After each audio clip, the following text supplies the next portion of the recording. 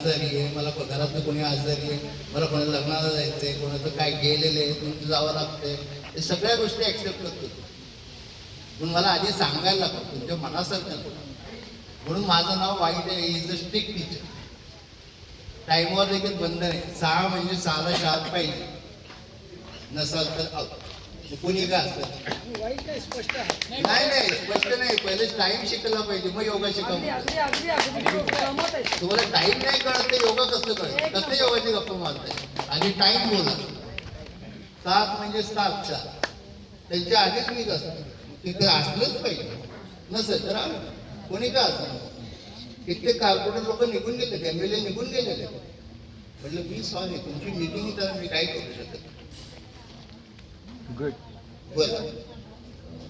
मला मी जर विचारलं फी किती असते तर चालू शकतो. फी मी मुद्दाम जास्त होती, माझ्याकडे कोणी येऊ नये कारण इतक्या वर्षापासून माझ्याकडे वेटिंग लिस्टला लोक आहेत आणि मला ती गोष्ट आवडत नाही कोणी रेकमेंडेड करून यायचं.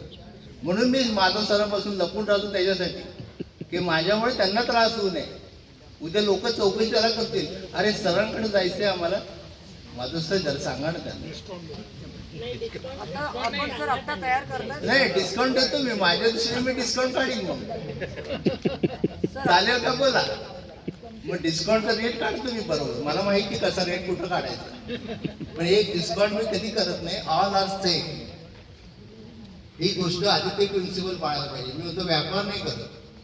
मग तुमचं प्राईस सांगा. तुमच्या आता कमरेची किंमत काय, तुमच्या पायाची किंमत काय, डोक्याची किंमत काय सांगून टाका मला. तुम्ही डिस्काउंट देत. असेही लोक आहेत ना किंवा माझं हे दुखतंय म्हणून किंमत किती तुमची गुडघ्याची जर बाजारात विचार नाही. म्हणून डिस्काउंट कोणी काही आहे सक्त बोलतात तर काही डिस्काउंट नाही का. म्हटलं नाही, मी डिस्काउंट देत नाही. मला आवडत नाही ती गोष्ट. अजिबात आवडणार पण नाही, मी करत पण नाही. कारण एक व्यक्ती दुसऱ्या व्यक्तीला सांगणार यांनी डिस्काउंट दिले, ती व्यक्ती माझ्याकडे असं बघते त्या व्यक्तीला काय डिस्काउंट दिलं, मला का नाही दिलं.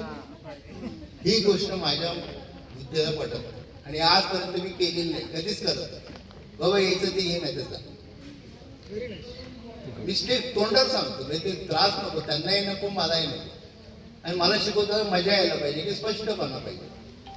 ते मागे लपून छपून नाही गोष्टी करायच्या. बोला पुढचं काय आहे का? आता तुम्ही तयार करता शिक्षक?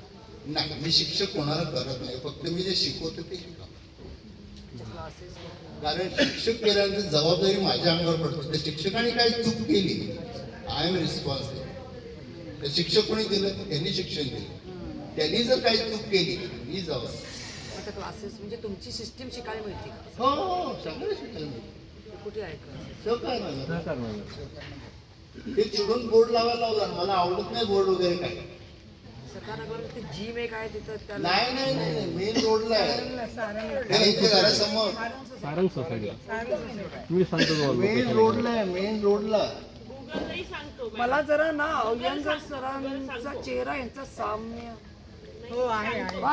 ओके. मला त्यांना दुलाल भेटल्यासारखं सर वाटलं. अतिशय धन्यवाद.